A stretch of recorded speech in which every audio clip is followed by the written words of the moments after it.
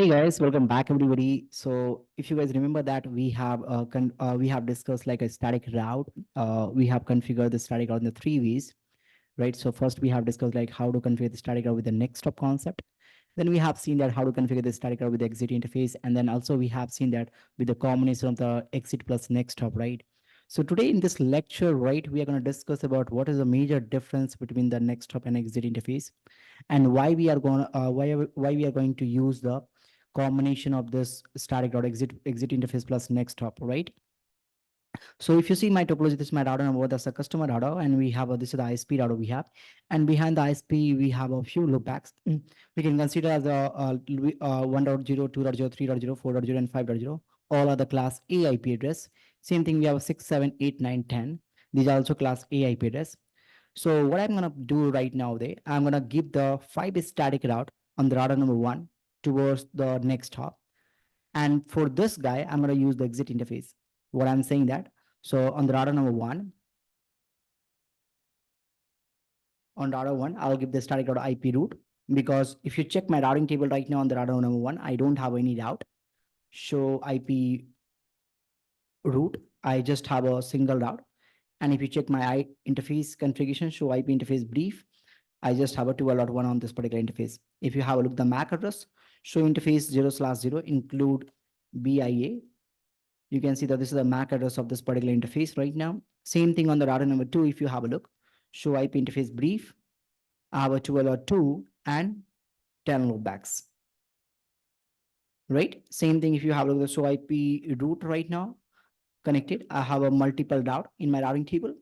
So from the customer side, right, what happened? Whatever the user are sitting behind the router number 1, they wants to send the traffic to the all this particular network, right? So we need to give the static route on the router number 1. So we have a two ways to give the static route, and then we'll understand the difference between these two command line. So the first 5, I'm going to use the next hop as the IP route 1.0.0.0 and submit mask, and the next hop will be 2.2, right? On router number 1. Same thing, I'm going to use the IP route 2.0.0.0 submit mask, and the 2.2 IP route 3.0.0.0 submit mask, and then we have a 2.2 IP route 4.0.0.0. Come on, and submit mask and 2.2. Same thing, we have a IP route 5.0.0.0.0 and 2.2. And then the remaining 5 the 6, 7, 8, 9, 10, I will give the exit interface 6.0.0.0.0, and also use the 0/0. That's my router 1 interface. Same thing, IP route 7.0.0.0. I have a 0/0. So sorry, 8.0.0.0.0. Then we have a 9.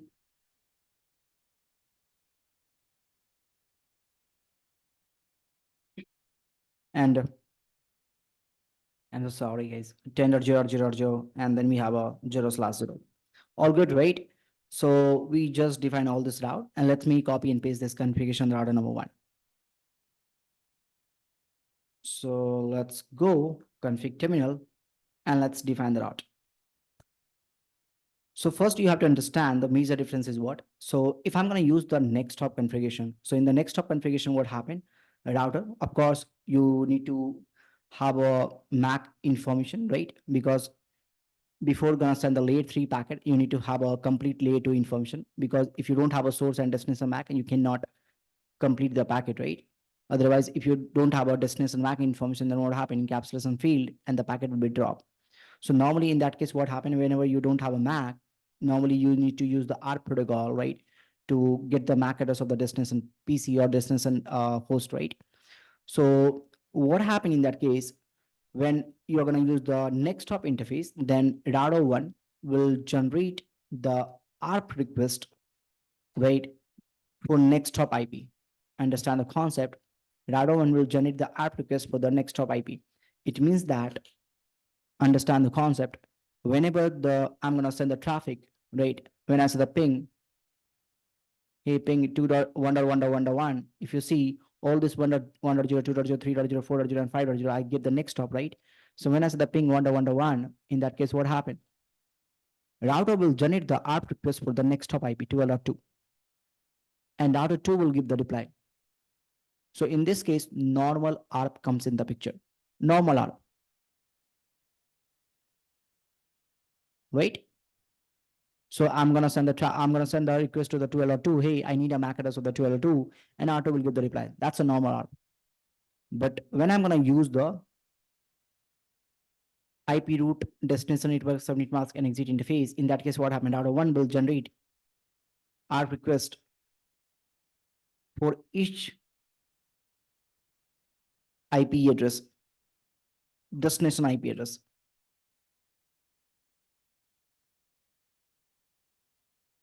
And it means that if now I'm going to send the traffic, I say the ping, let's ping the 6.6.6.6.6. If you see, this is the 0/0 exit interface we have, right?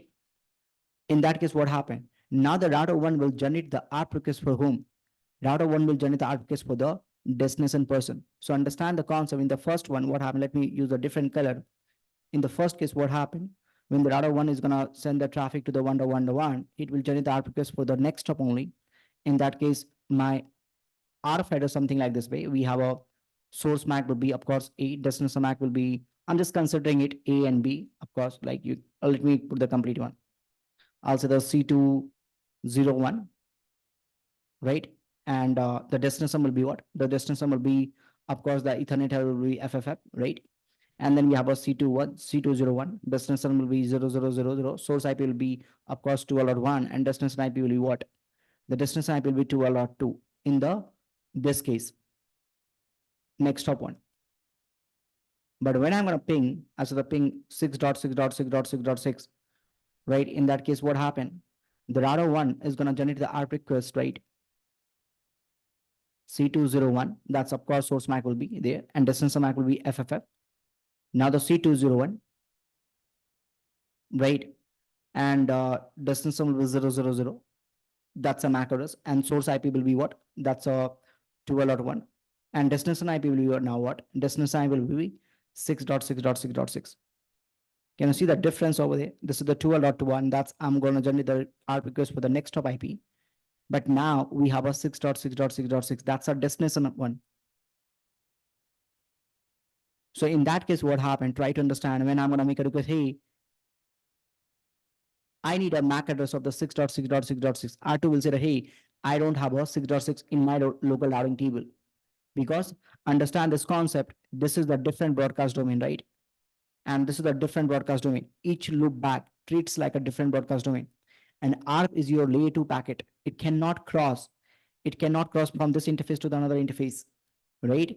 This interface is the border of the broadcast domain, right? So when the ARP request comes over there, what R2 will say that, hey, you cannot cross it. So in that case, what happened? By default, on your router interface, Proxy ARP is enabled. By default, on your router interface, Proxy ARP is enabled. So here will be guy over there, and this is the guy name is a proxy. What proxy is gonna do that? It seems like your classroom, right? So whenever you are absent in the class, normally what happened? There is some friend, right? So there's some guy who will do the proxy for you. Same thing is gonna do that over there. So R2 is saying, hey, 6.6.6 is not part of this broadcast domain. So on this particular interface, the proxy is present on the behalf of 6.6.6.6, right? On the behalf of 6.6.6.6, R2 will give the reply. On the behalf of 6.6.6, R2 will give the reply because of the proxy ARP. So if you're going to use the exit interface for this one, your proxy ARP must be enabled. Now understand the things in the debug label. So what I can do that, I'll just gonna send the packet from the router 1, and I'm gonna enable the debug ARP. And if I'm gonna say the ping 1.1.1.1, try to understand. If I'm gonna say the ping 1.1.1, in that case, what happened? I'm gonna generate the ARP request for the next hop. Can you see that? So I'm generating the ARP request for the 2LR1. That's my source IP address of this guy. Of course, C201, that's a MAC address. And the destination will be 2LR2.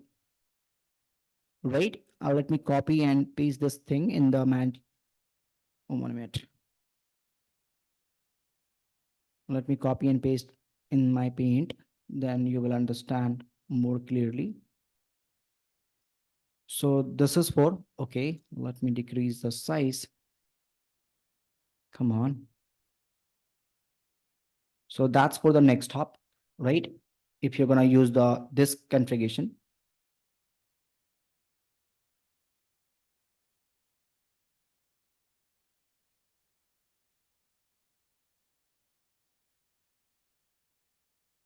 I don't have a space, so I'll make it small a little bit.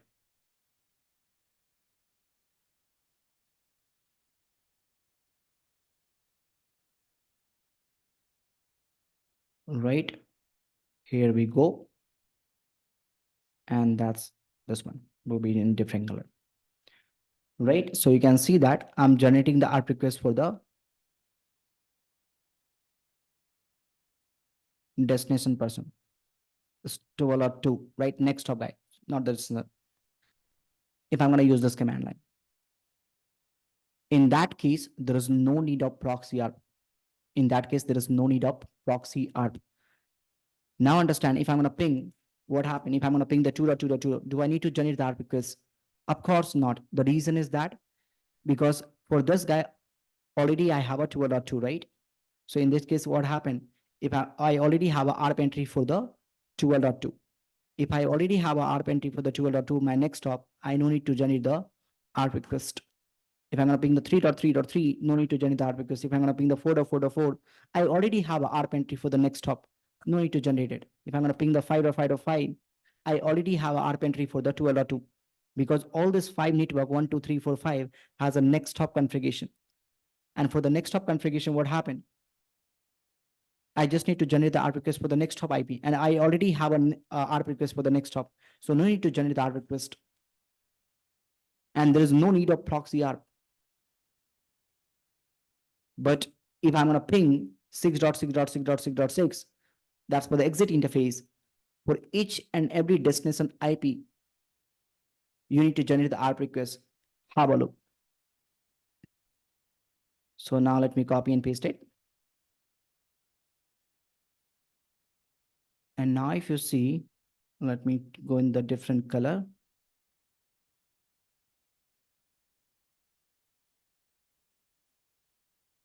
All right, and let me little big. It's 14 is fine. And I'll put this guy over here as well. For this case, your proxy ARP must be enabled.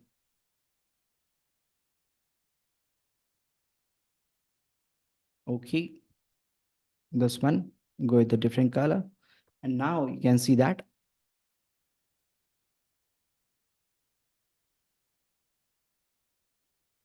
Okay, and now I'm setting the destination. You can see the 6.6.6.6.6. That's a major difference is that. Right, so you may have a question, hey, law, still I'm able to send the traffic. That's not a big deal. Okay, I'm not denying it. If I'm going to ping the 7.7.7, what happened? Do I have a ARP entry for the 7.777? No, I don't have. If you check my ARP entry right now, so ARP, I don't have a ARP entry for the 777. I have to generate that request because 777 is still using the exit interface.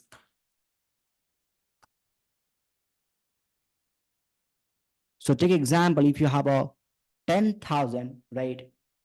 Understand this concept. If you have a 10,000 route with the next hop, how many ARP entry you will have? You just have a single ARP entry, one ARP entry.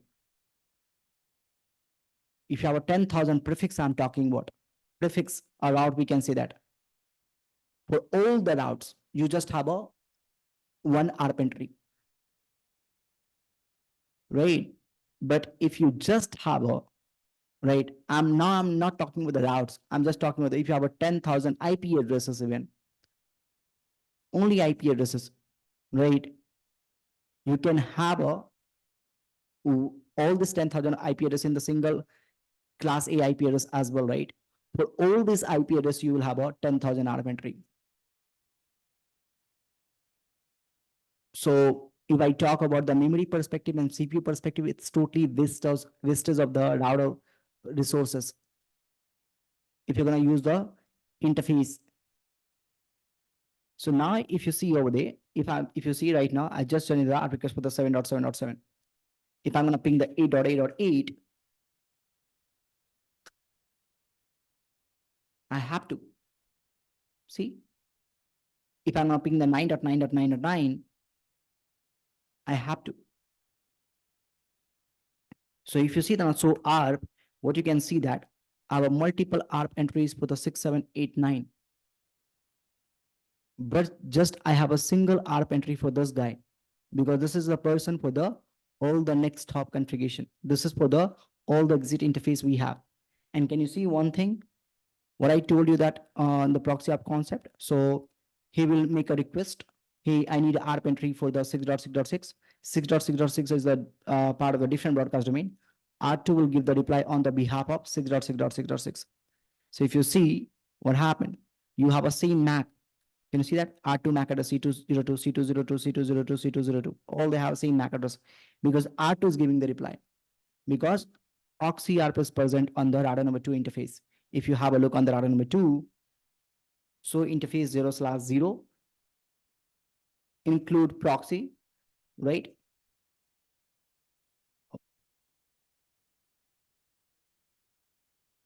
Wow. So IP interface 0, sorry. Proxy P should be capital. And you can see that my proxy ARP is enabled. If I'm going to disable it right now, I have a look over there. So the interface 0/0, no IP proxy ARP. What happened in that case? Now the proxy is gone. Now the proxy is gone. Proxy is not present in your classroom right now. It's not present in your broadcast domain. So now if I'm going to send the traffic with a 10.10.10, have a look. I still have a 10.10 in my routing table, right? If you see that routing table, so IP route, I have a 10. Can I send the traffic to this guy? No, I can't. Because proxy ARP is mandatory for the exit interface static route.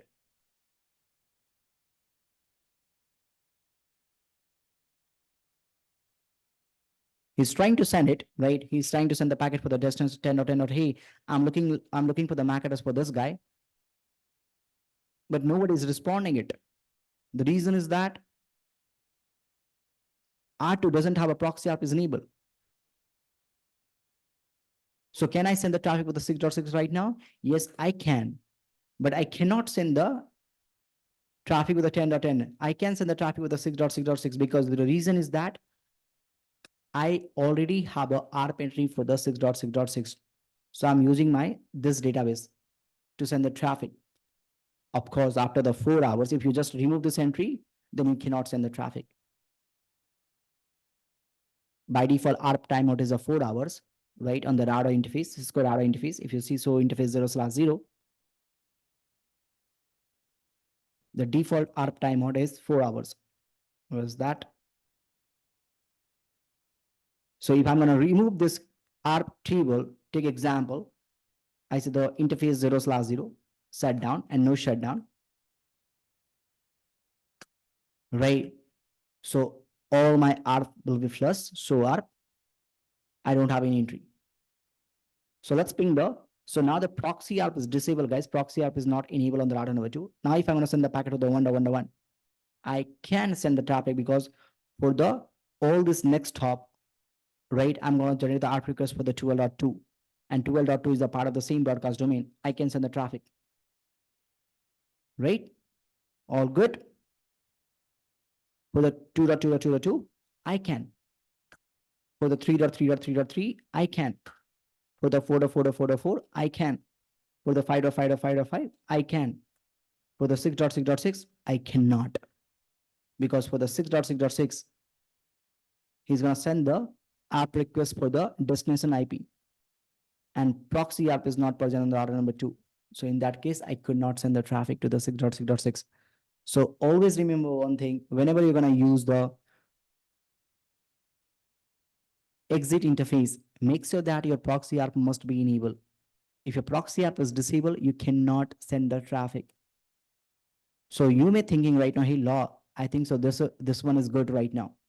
Because for this one, the proxy ARP is not necessary, right? So if I summarize this thing, because I don't want to make the video is so longer, so let me summarize this thing in a very short. So in this case, what happened? If I talk about the pros, right? So what pros we have? Shorter ARP table, right? Of course, for all the if you have a 1000 prefix, right? For let's talk about the IP perspective. If you have 1000 IP, you have a single ARP entry, one ARP entry. So I can save memory and CPU too. And I can increase data performance in that case, right? That's a pros. If I talk about this pros, right, this guy, what we have a pros over there. The pros of this guy is what?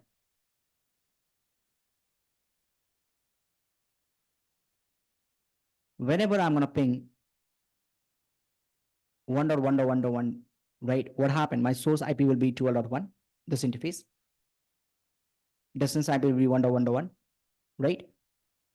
So when this packet comes to router number one, right? When this packet comes to router number one, what router one will say that, hey, let me check my routing table. Do I know about the 1.1.1? According to my routing table, he said, hey, I know the 1.1.1.1. And according to my routing table, I need to forward the packet to the 12.2, right? That's this thing. In that case, what happened? The interface, the exit interface is not mentioned over there. So the first lookup, right? First lookup, what router will do? The first router will do that. Look for the destination guy, right? Once I look for the destination route, then what happened? I don't know from which interface I need to forward the packet. Then router will do the second lookup. Now the router will do the second lookup for the exit interface. How do I look up for the exit interface? Now I say, hey, I need to forward the packet to the 12.2. Now I look for where is the 12.2 is connected. So IP root 12.2. The 12.2 is connected by this particular interface. So I need to route the packet from this particular interface. So second lookup I'm doing for the exit interface. This is called as a what? Recursive lookup.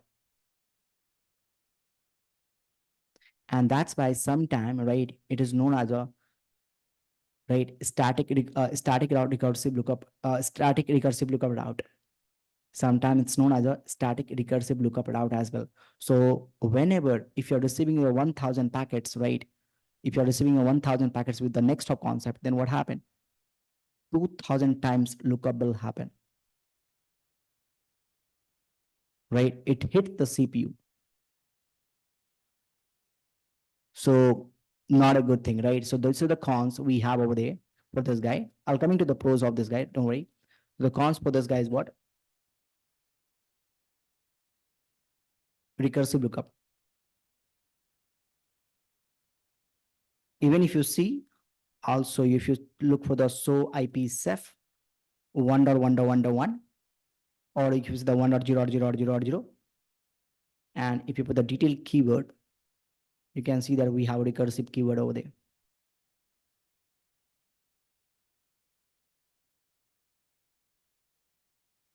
Right? But the same thing, if I look for this guy, the exit interface, in that case, what happened? Let's send the packet. So I want to say, hey, I need to send the packet to whom? I need to send the packet to the 6.6.6.6. So source will be 12.1, 6.6.6.6.6. Packet comes over there.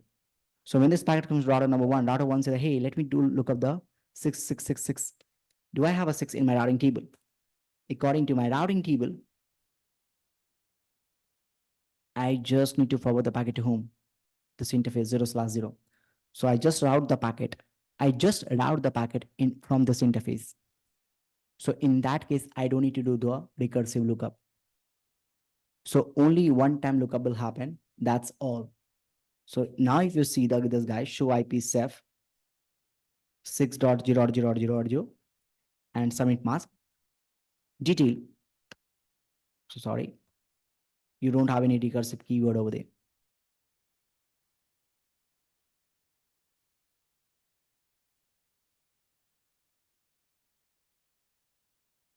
Right? You don't have any recursive keyword over there. So this is also known as a recursive static route.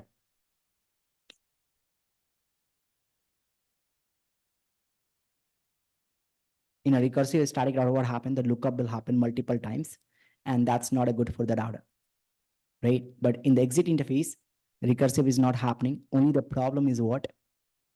So the pros is what? We don't need to do the recursive lookup.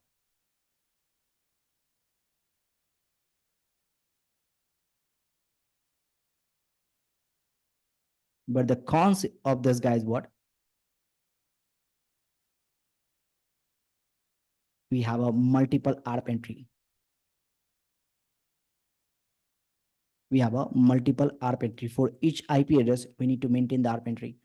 Another thing is that, right? Another thing is the cons is what?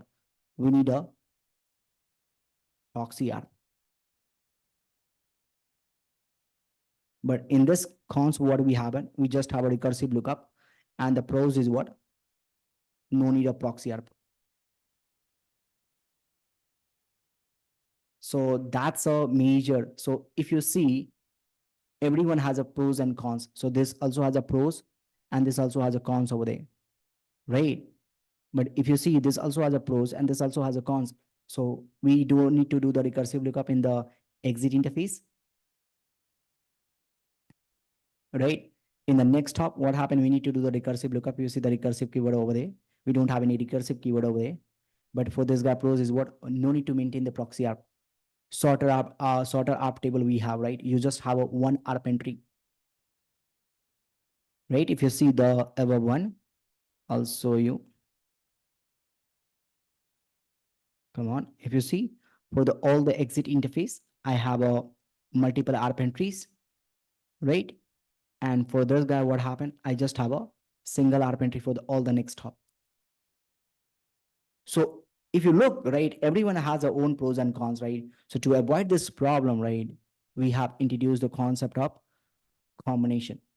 We have introduced the concept of what? IP root, destination network, right? Submit mask information. Then we have an exit interface. And then we need to go with the next hop. So in that case, what happened? The first thing, if I'm going to use the combination, right? Router 1 will generate the ARP request for the next hop only. That's a beauty part. No need to maintain what? Proxy ARP, right? No need to enable the proxy ARP, right? And you will have a shorter ARP table. Am I going to do the recursive lookup? No recursive lookup. So that's a beauty part we have. So if you see, I'll just give you the example of the few routes. So I'll just create the some route over there. I said the 100.0.0.0/8 and maybe 101.0.0/8 as well. So two route I'm going to create, right? Just to show you that. So let me create this loop back first of all on the router number 2, interface loop back number 100. I said the 100.100.100.100, right? And interface loop back number 101, IP address 101.101.101.101/8 over there. All done. Guys, if you see, I have disabled the proxy ARP. If you want to enable the proxy ARP, it's a very simple command, IP proxy ARP, that's all. So I'm not going to enable, I just want to show you that without the proxy ARP, you can still send the traffic to this guy. So on the router number 1, what I can do that, on router 1, I'm going to give this command, IP root 100.0.0.0 and the exit interface and 12.2. IP root 100.0.0.0, submit mask and 0/0.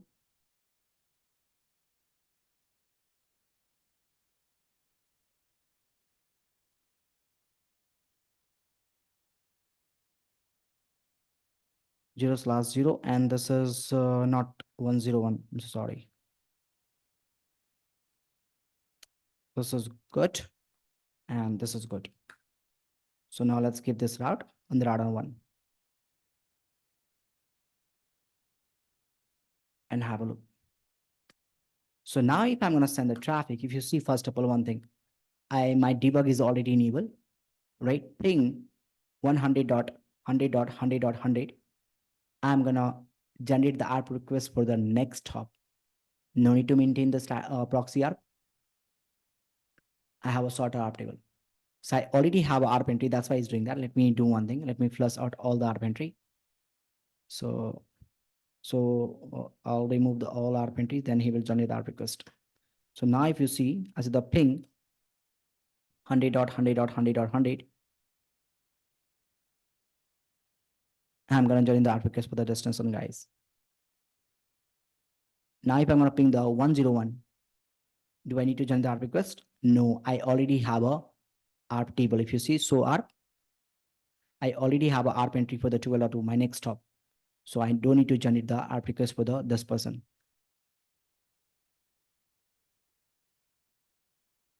First and beauty part, sorter ARP table we have, right? Second thing is what?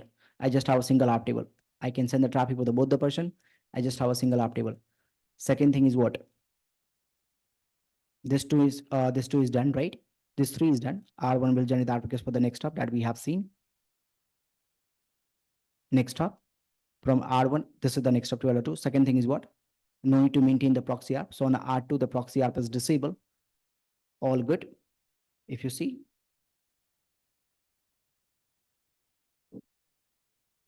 right? Third thing is what?